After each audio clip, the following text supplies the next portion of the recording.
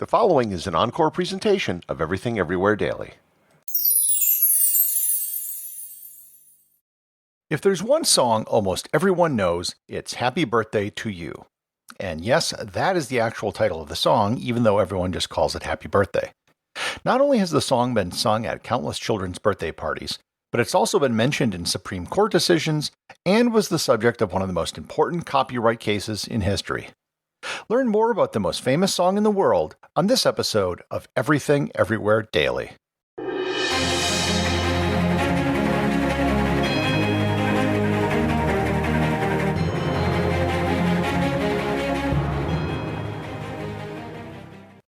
Do you love hearing stories about fascinating minds and quirky outsiders? Want to learn more about the psychology behind cults, discover black holes, or get into the weeds about today's most intriguing legal cases? If the answer is yes, and you want to learn more about the strange and mysterious world we all share, I have a podcast that I think you'll love. On the Edge with Andrew Gold. Twice a week, award-winning ex-BBC and HBO journalist Andrew Gold brings you interviews with fascinating minds like singer Robbie Williams, skeptic Michael Shermer, and Amanda Knox, who was wrongly convicted of murder. Episodes are insightful, curious, and always engrossing. I'd recommend his episodes with historian Tessa Dunlop on If the Royal Family is a Cult, and his episode with Sarah Ferris, who managed to con a con man. You can dive into these weird and amazing topics by tuning in to On the Edge with Andrew Gold. You can listen on Apple, Spotify, or wherever you listen to podcasts. This episode is sponsored by Noom. Noom is changing the game with weight management. You know how a lot of weight programs out there focus on what you eat? Well, Noom is using science to help you understand why you eat, and that's a big difference. Noom helps you understand the science behind your eating choices and why you have those cravings. And the best part is that you decide how Noom fits into your life, not the other way around. Noom takes a psychology-based approach that helps you build better habits and behaviors that are easier to maintain. So if you're one of those people who feels like food controls them, then you're going to love Noom's psychology-based approach to weight management. Noom's personalized courses are easy to follow and will help grow your confidence with tools that you can put into practice on day one. They'll give you the knowledge and wisdom you need to make informed choices about what you eat. Based on a sample of over 4,000 Noom users, 98% say Noom helps change their habits and behaviors for good. Sign up for your trial today at Noom.com. That's Noom.com to sign up for your trial today.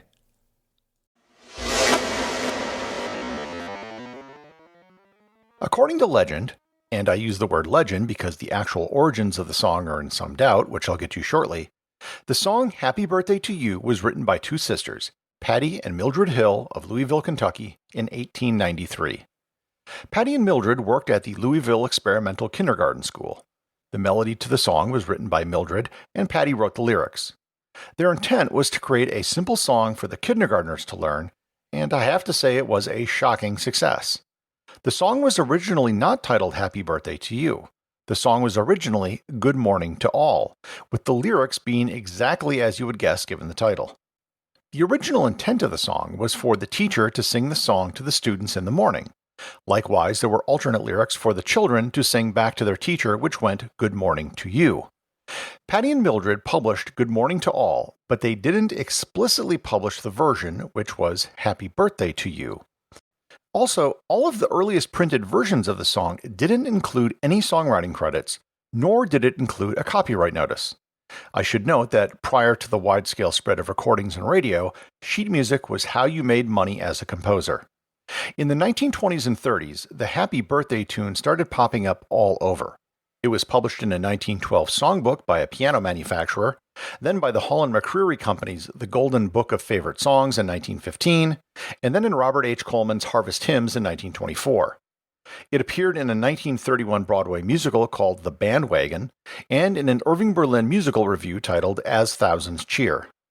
It really began to take off when it became used by Western Union as the very first singing telegram. In every case, Patty and Mildred were not compensated for the use or publication of their song. This is when the third sister, Jessica Hill, stepped into the picture. She claimed that her sisters deserved compensation for their copyright. She managed to get the Clayton F. Summy Company to publish 6 different versions of the song and get Patty and Mildred credited as the song's writers. The vast majority of people probably had no clue that the song was copyrighted. Movies and other copyright-sensitive industries were very aware of it, however. The song was a cash cow. Every time the song was sung in public performance or on a recording, they had to pay a licensing fee. Movies, radio stations, classical composers, and even restaurants had to pay licensing fees for the song. The small documentary Hoop Dreams had to pay $5,000 in 1994 because they showed a family singing the song at a birthday party. If you ever wondered why chain restaurants would have their staff sing some birthday song you've never heard of, it was to avoid licensing fees. That is why Chuck E. Cheese will not sing Happy Birthday to your kid.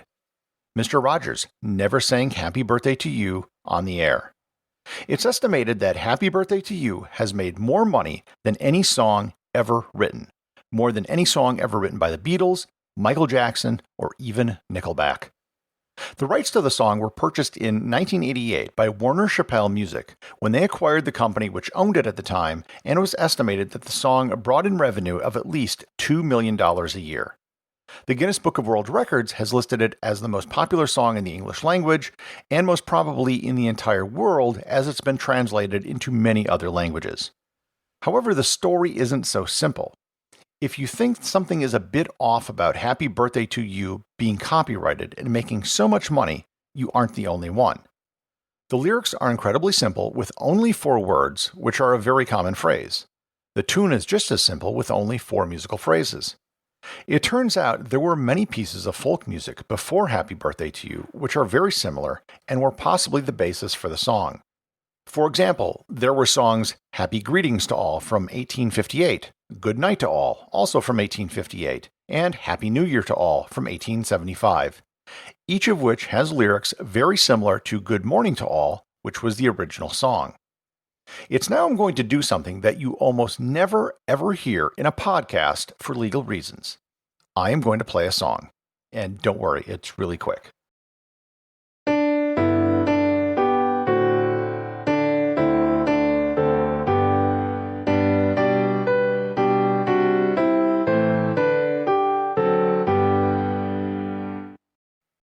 Normally, if a podcaster were to play music in a podcast, they would be liable to pay exorbitant licensing fees. In fact, just a few years ago, that short clip would have cost me several $1,000s. Why did I just commit such an act of musical terrorism, and how am I able to get away with it? By the way, that clip came from a public domain file on Wikimedia. It is because of a lawsuit which was brought against Warner Chappell in 2013. The song has received an abnormal amount of scrutiny from copyright lawyers due to its popularity, ubiquity, and its unusually long copyright term.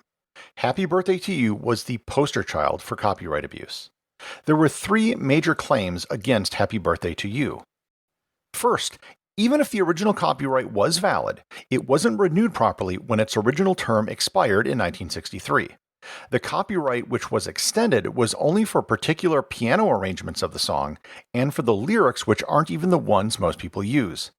The claim is that these renewals do not provide complete coverage for the entire copyright of the song. Second, the first authorized publication of the song in 1935 had the wrong name of the copyright owner listed. Under the law at the time, filing a copyright claim with the wrong author would instantly invalidate the claim.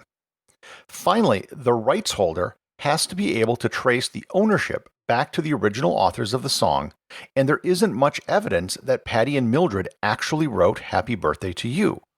There is plenty of evidence, however, that they wrote Good Morning to All. On September 22, 1915, a U.S. federal court determined that the Warner Chappell copyright claim was invalid. While they didn't technically say that the song was in the public domain, there were no other copyright claimants, and the song was written so long ago that it is effectively in the public domain, which is why I was so daring and played a version of it on this episode. The plaintiff in the case was Jennifer Nelson, who did a short documentary film about the process of getting the song liberated from copyright. The 15-minute film is available online, free to watch, and I have a link in the show notes. The judge required Warner Chappell to pay $15 million in fees, which were collected by people who paid for the rights to the song since 1949. There have been other cases as well against standard songs which are technically under copyright, including This Land Is Your Land and We Shall Overcome. But for the lawsuit, the copyright would have expired in the year 2030. In the UK, the term of copyright is 70 years after the death of the creator, so it expired in 2017. Lawsuit and copyright issues aside, Patti and Mildred Hill, just from this one song, have to go down as two of the most successful songwriters in history. Both sisters were posthumously inducted into the Songwriters Hall of Fame on June 12, 1996. The executive producer of Everything Everywhere Daily is Charles Daniel. The associate producers are Thor Thompson and Peter Bennett. I just want to thank everyone, including the show's producers, who support the show over on Patreon. If you'd like to support the show, just head over to patreon.com, which is currently the only place where you can get show merchandise. Also, if you want to talk to other listeners about the show, head over to our Facebook group or Discord server, both of which have links in the show notes.